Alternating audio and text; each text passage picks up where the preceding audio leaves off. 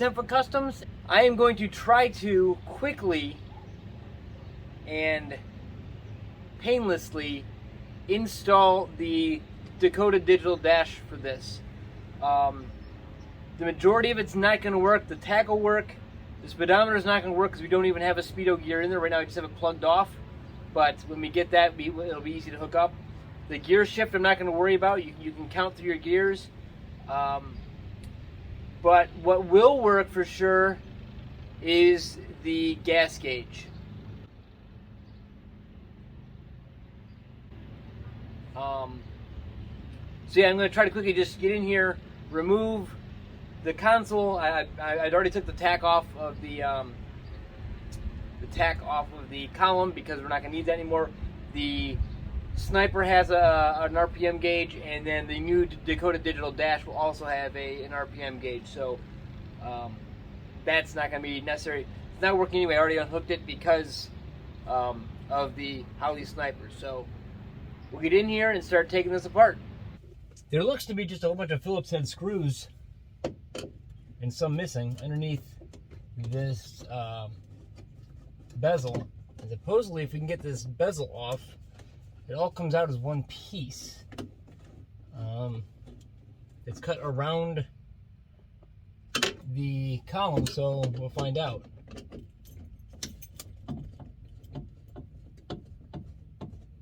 Long screws go there, and the short screw goes on the end.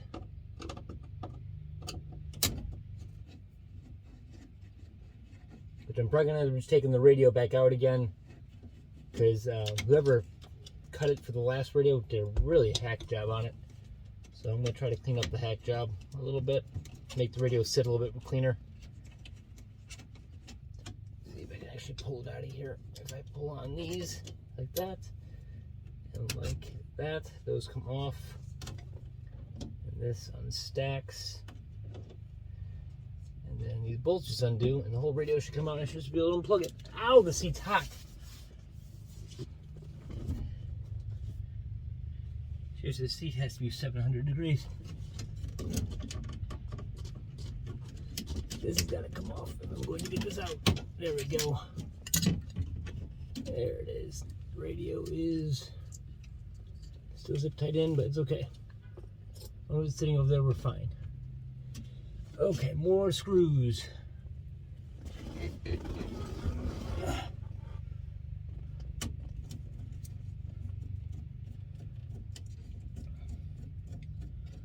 honestly don't think it matters where these screws go. They're all about the same. That one seems excessively long for where it was. And then I've got two over here. One of them looks like a 3/8. The only one like that on this entire thing. Okay. I think that's all the screws holding this part of it in anyway. Ooh, oh, that holds that. I see. Those ones I just took out. Hold this in, so that separates that from this piece here. All the screws are out. Not quite sure. We put it in. Okay, looks like we can pull it down. I probably put it into neutral and put a block behind the wheel so it doesn't roll.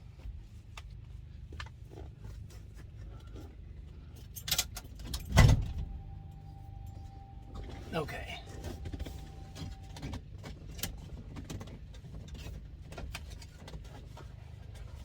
I think this is just supposed to come out and slide toward me. I would think.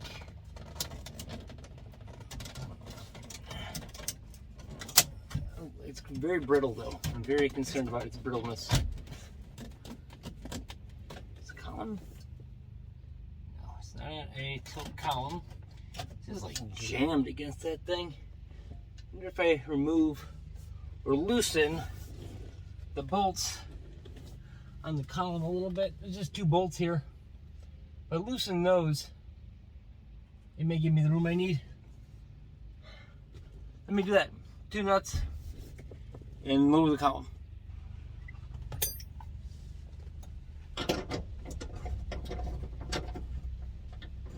are not very tight. That's not good. Give me space. Yeah, probably give me some space. We'll get this out of here. Ended up loosening the entire column. Hopefully get myself enough room to get this to go back. The things are stuck to it. That's out of the way. Now, the light switch is like stuck. There we go. Maybe. What are these stuck? I'm still stuck to something. Maybe wires? Oh, speedo drive. How do we undo that? Do we push? Do we pull? Oh, it's like a little clippy, little retainer clip. Oh, aha! I see how that works. Just a little pushy thing. You push it and it releases. Okay, so now we got our light switch, and we've got our wiper motor. Okay, wiper motor's unplugged. Okay, is that out? Oh, I have to put it back in drive, or put it back in neutral again.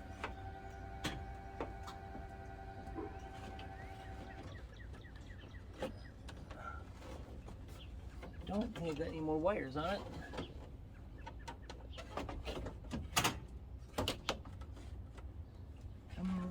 Oh, I do, I'm dumb. Again, I've got a ground wire, it looks like, and then the dash lights. Okay.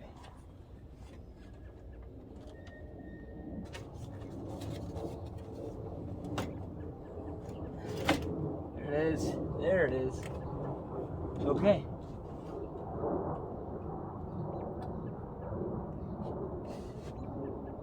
Okay. We can now pull out the speedo gauge and put the Dakota digital gauge in.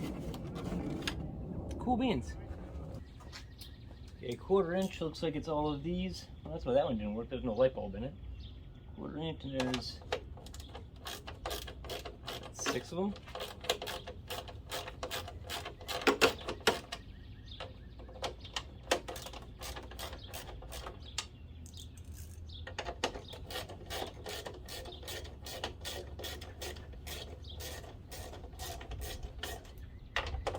Haven't really read the instructions on the Dakota Digital yet, so I should probably do that, but or I can just install it and wing it, which is what we're gonna do. Like I said, we don't have a speedo drive anything yet, so we're gonna figure that out. I'm not quite even sure how the Dakota Digital part works like that. With those screws removed, that whole piece just comes out. Let me get the other one out of the box. So what we got with this kit is we got the new display. We got some kind of a computer box I'm going to have to try to find a place to mount, which shouldn't be that difficult. There's going to be a ton of room without everything back behind here. Looks like some kind of patch cables. And I'm not sure what that is. Maybe that's for the speedo drive, maybe? I'm not sure what that is yet. So the switch is optional. Temp sensor, fuel sender.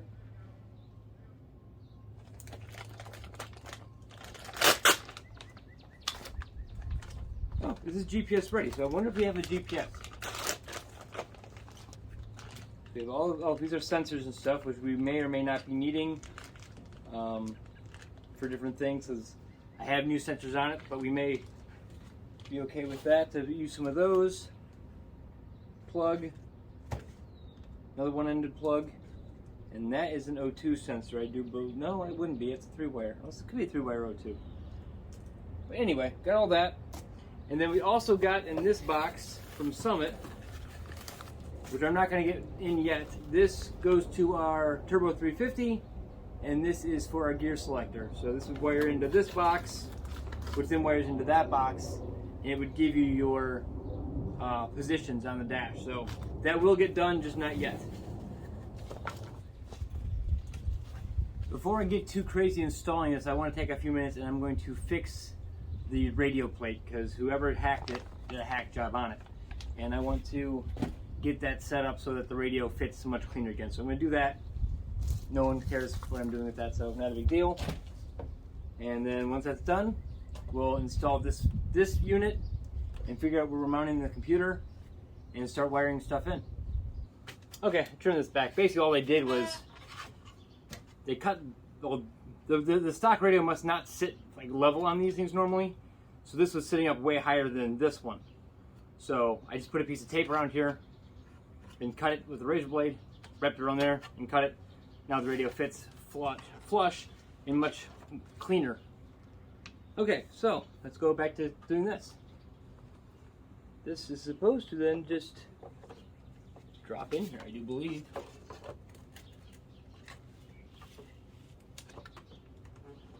What are we hitting? Why are we not dropping in there? Oh, that is, that's it. I'm pushing on it when I have it like that. Okay. So we'll put some screws in. It's kind of cool is once this is in, I don't have to mess with the back of the dashboard. All you have to do is mess with that little computer box because this just plugs in with like a Cat 5 cable. It's good. Oh, 2 of the tabs are broken. That's why there's only 6 on here. That would be why.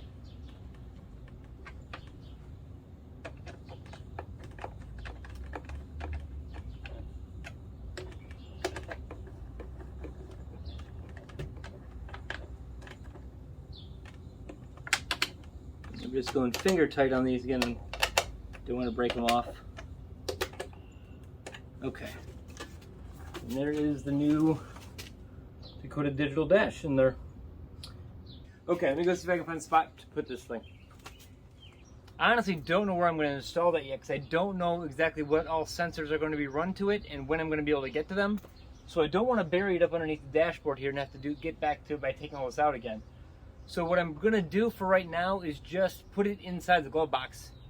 And it'll be okay there for right now. It's not going to be the permanent solution, but once we have everything finished as far as sensors and the shift linkage and all that kind of stuff, then I can figure out a more permanent solution of where to put it. I might actually put it behind the glove box. Or like it's a cardboard glove box, but if I put some fasteners through it, it'll hold. That box doesn't weigh anything, so that might be where it ends up living, but for right now it's going to be living inside the glove box. Nice thing about this is I would assume that if you wanted to put that box anywhere, you could just get a really long Cat 5 cable, and you could get that, like Home Depot would get you, a 10-footer, and you could put that box anywhere. I don't know if it would make that much of a difference, but anyway, we are going to try to get this back in here without doing any damage. Keys.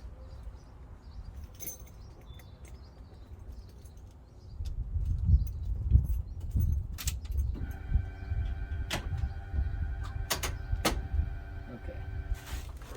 Now, drop this in. It's probably going to go in a lot easier because it's a lot narrower. The other one, and then reposition the dashboard.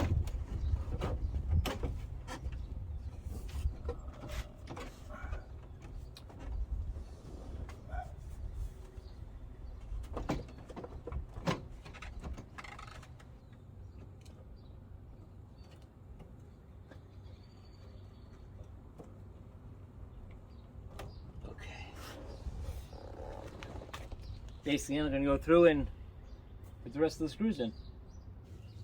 I'm just going to start going through here and wiring it up. The box, pretty much, the instructions tell you what goes where on here. But so does this box. It gives you like all what goes to what. Again, some of the stuff I'm probably not going to be able to get to quickly, like left and right blinkers. I don't have a check engine light. The gear. I'm assuming that's what I use when I hook up my gear switch. speed in, speed out. I'm not quite sure what all those are.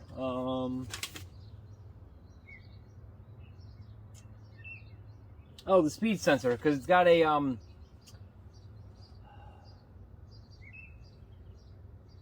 it goes. I must have like a pulse generator thing that screws in, and then it becomes digital from that signal. But anyway, the one I'm most worried about is getting this wired in, so this lights up. Again, it says GPS and TPMS ready. I just don't know if I have a GPS built into it, or if we're gonna have to buy a GPS for it. But this fuel sending one is the one I'm most interested in hooking up. So first off, I'm going to start with these here, the ground, constant power, and accessory power. Accessory power is just keyed power, and I assumed that the old switch from the the old plug from the dash had switched hot, and it did. It actually has two of them go together right there, switched hot. So I just grabbed one of them, and I'm going to extend it and run it over to the glove box and plug it into this box. And then for constant hot, I'm probably just going to run one from the battery in to be a constant. Well, it says they want it fused though, so I may have to figure out a fused hot.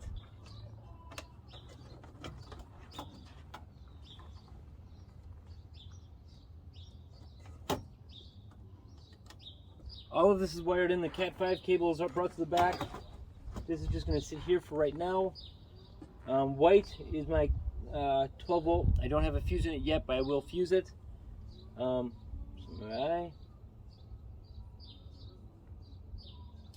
Then I have switched a keyed hot and a ground.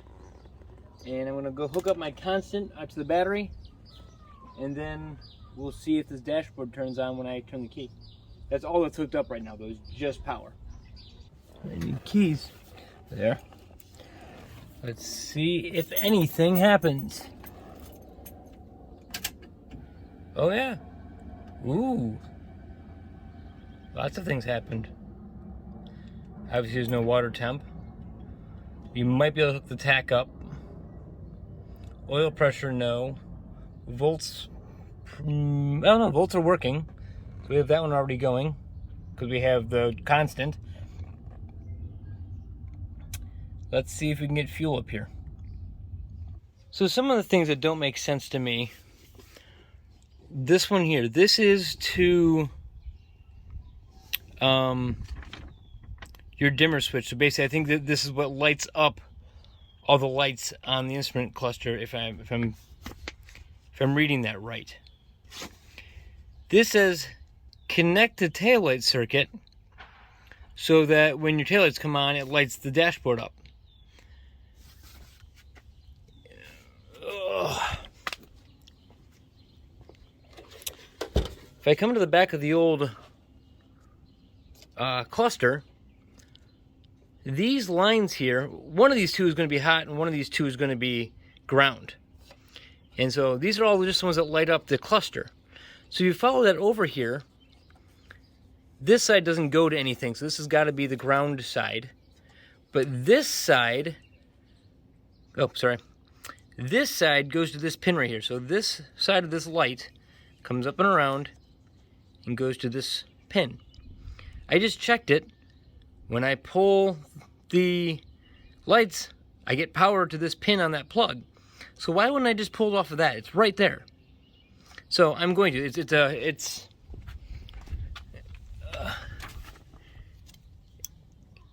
It's this wire right here. I'm going to pull my 12 volt for my dash lights. That's already for dash lights. So with that gray wire hooked up, now with the key in the on position, I pull. You